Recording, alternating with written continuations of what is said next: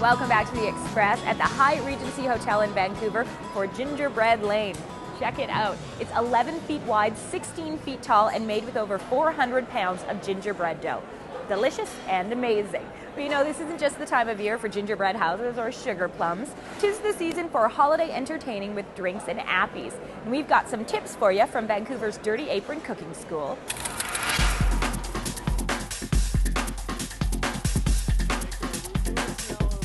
Strap on your aprons. Ask me any questions as we go along. This group of culinary rookies is about to learn how to cook some quick and easy holiday appetizers. So let's say guests are coming over at 7, 8 o'clock at night. You get all this done earlier in the daytime. This time of year, you've invited friends over so you can actually hang out with them. You don't want to be running around in the kitchen. So what we have today is, this is a little puff pastry. Chef David Robertson is an instructor at the Dirty Apron Cooking School. What you want to make sure is it's brown and it's risen about a good inch. This class is totally hands-on and very interactive. Now it's your turn. The quicker you make it, the quicker you can eat it.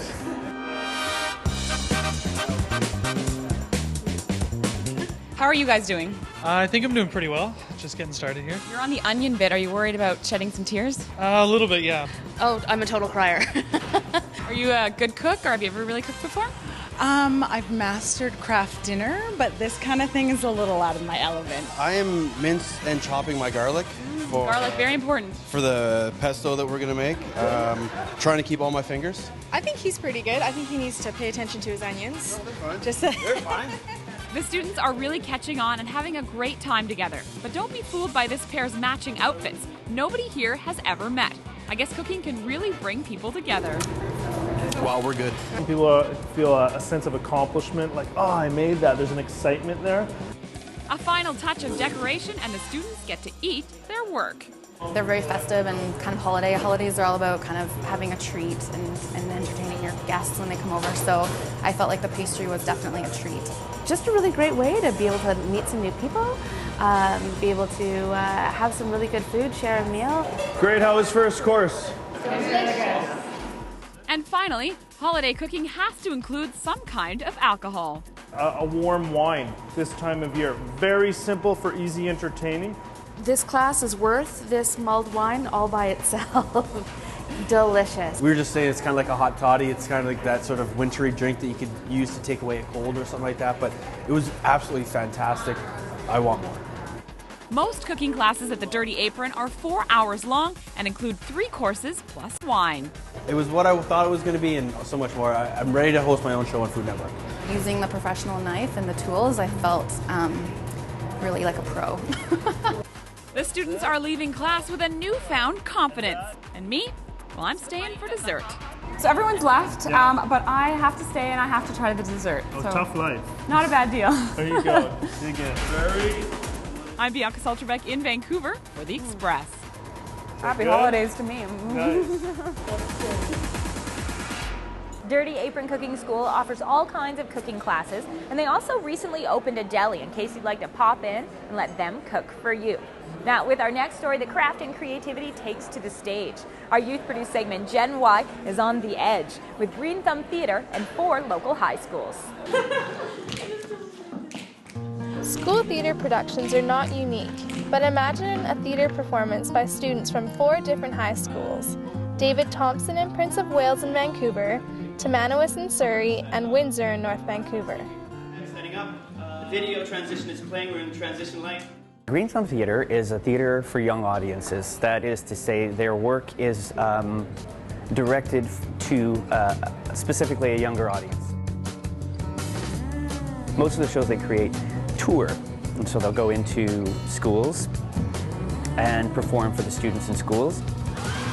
The Edge production opens with the actors from all 4 schools. Imagine 80 actors on the stage at once. Each school has a 20-minute section, and then the people in that actual acting class make the content themselves. All of the text is written by the students. It all came out of their ideas and their experiences and the things in their lives that they are working out. We got to generate the material ourselves and focus it on things that interest us and concern us and affect our lives. The EDGE project brings together teens who not only share the same passion for acting, but also a desire to present and discuss topics that affect them. I like the idea of expressing how teenagers live these days, kind of expressing to adults and younger children about teenage life. It creates a space for teenagers to be able to be themselves, express who they are without any kind of border or parameter around it. It's called, Greenthumb is called the Borderless Youth Theatre. It is not easy being a teenager today, and the EDGE project gives a forum for youth to share their experiences. We also have one scene about the awkwardness between boys and girls, which is, you know, it happens a lot, which is awkward, right? It's awkward. I like you. No. Like is too light a word to describe my feelings. I love you. Come back here! I know where you live! What a neat project! If you'd like more information, please visit the Greenthumb Theatre website. This is Abby in Vancouver, signing up for Gen Y on the Express.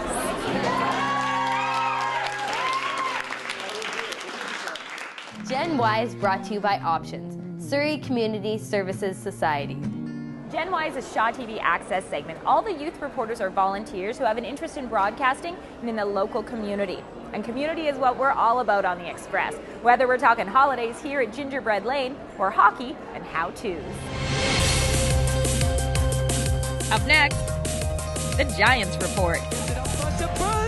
He scores. We probably want to have a nice size cage for it. Caring for your pet bunny. The Express. This is your local voice.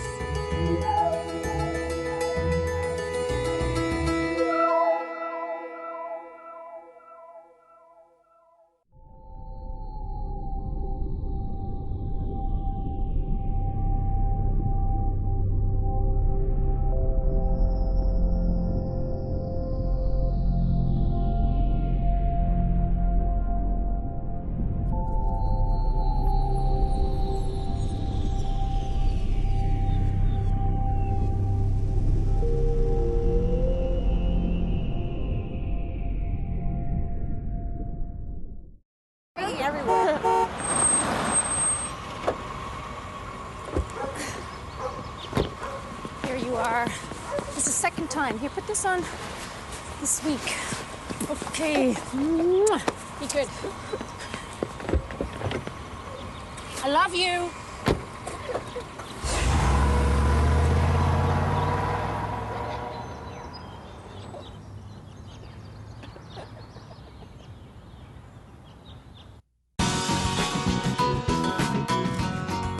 Welcome back to the Express at the 20th Annual Gingerbread Lane at the Hyatt Regency, Vancouver. Now, this event is a fundraiser for the Make-A-Wish Foundation, and over the years, it has raised tens of thousands of dollars. You can be a part of that. All you have to do is come down here, vote for your favorite gingerbread house, and do that by donation. Now, the next story on our show is also about dreams coming true. It's the story of the Burns brothers on the Giants Report.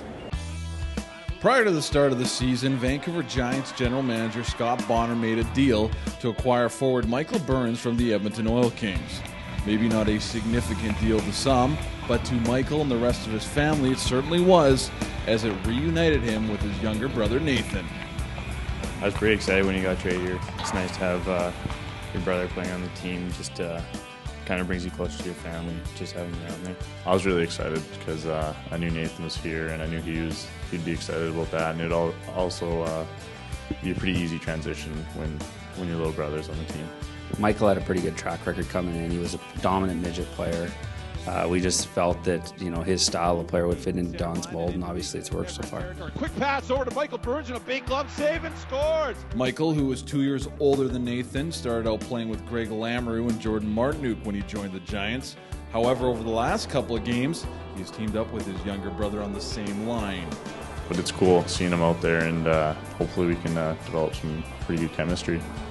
It's actually a lot of fun playing on the same line, but it's kind of different because you can't really tell him what to do because he's older than me, obviously. So you just kind of do what he wants me to.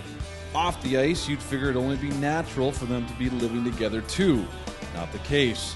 The Giants feel it's more beneficial to separate them. Last season we had the brothers live together, the Schulten boys, and this year we just felt we want them to have their own identity. Obviously one guy's 19 and one guy's 17, and traditionally in junior hockey the high school guys hang out together, so we didn't want them to just become, a pair that never separates. Giants, he gets it out front to Burns, he shoots, he scores! Nathan Burns! The beauty of having brothers on a team is that it creates a little extra inner competition. The last thing an older brother wants to happen is for his younger brother to score more goals. As far as stats go, you don't want to have smaller numbers than your younger brother, but I don't know. He's a pretty good little player, so it's hard to. But I definitely want to beat him. You can find out more and get tickets online at VancouverGiants.com. Now this is kind of a weird segue, but it's true, so I'm going to say it. The topic of our next segment is the stuff that stuffed toys are modeled after. Bunnies on Critter Care.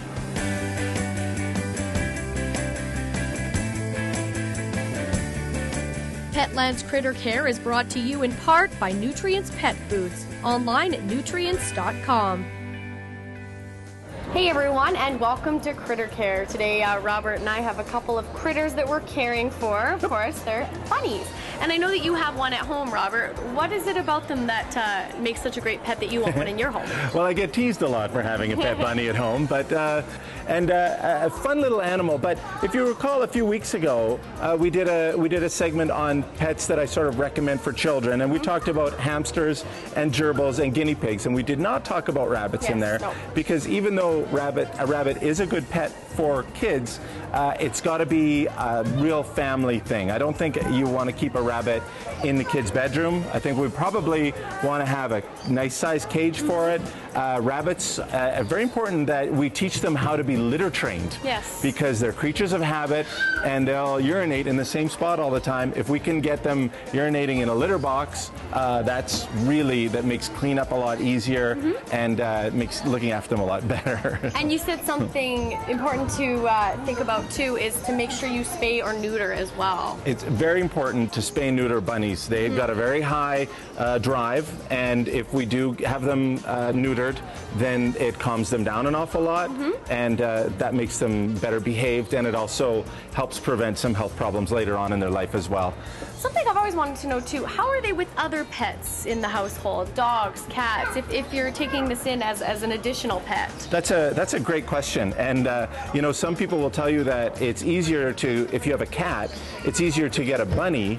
It's easier to get your cat to get along with a bunny better than another cat. They look like bunnies too. Kind of, yeah, and it's funny seeing them play together because I've had different animals playing with my little rabbit. He gets along quite well with everybody, and they're quite curious and inquisitive, but we want to be just careful about how we introduce our animals together. And we also don't want our other animals using the bunny's litter box because they might not want to do that. Very important to have them spayed and neutered again, and litter trained, and you got to bunny-proof your house because they will chew on things. So they're okay. They're okay in a small area for quite a bit of the day, but they need to get out and run around a little bit later on during the day. Awesome. Well, thanks so much for your advice, Robert. And if you are considering getting a bunny or any other pet, make sure you do your research first. We'll see you again next time on Critter Care.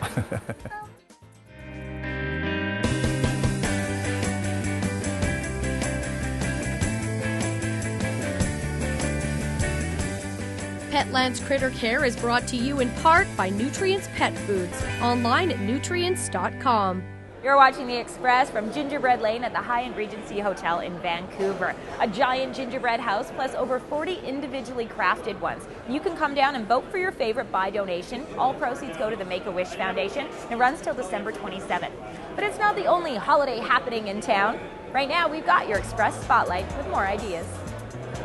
See the Elwoodettes Marionettes in New West. Highwayman's Christmas is a charming Christmas musical in the spirit of the Beggar's Opera. Enjoy a festive evening of live music from the artists included in the Very Vancouver Christmas CD. Proceeds from this holiday CD benefit the SPCA. Take a ride through the forest on the Christmas train in Bear Creek Park. Your adventure will include the Christmas forest display and Santa's Golden Reindeer Tunnel. The Arts Club is also presenting the patron saint of Stanley Park. And we're going to leave you with a look at that as we close the show and say, Happy Holidays. What if this gift